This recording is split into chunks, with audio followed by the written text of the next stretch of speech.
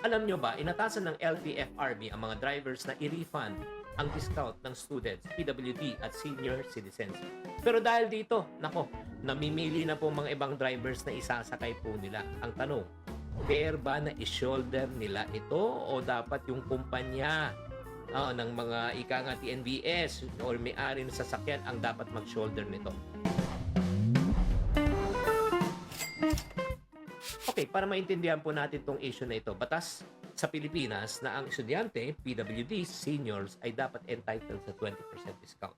Ipinapatupad po ito sa lahat ng mga public transport system, sa TNVS, sa Grab, at marami pang mga ibang sasakyan. At ang problema, ang mga drivers daw ang madalas na kumukuha ng ika nga ng weight nito. Sila po ang nagbibigay ng discount. Ang resulta ay mga drivers po syempre naman namimili ng pasahero.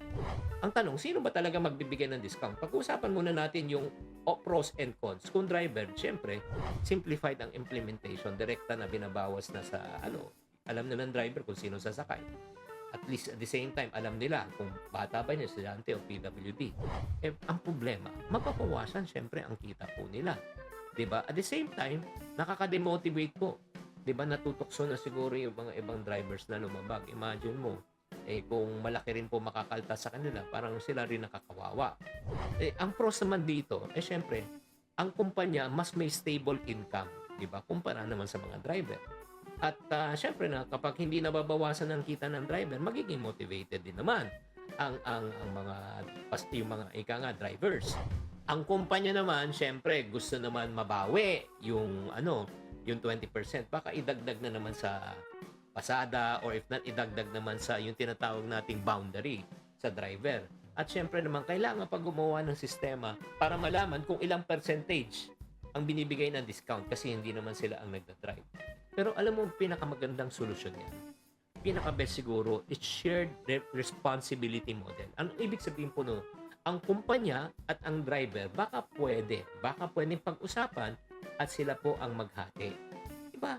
10% sa driver o 10% sa company.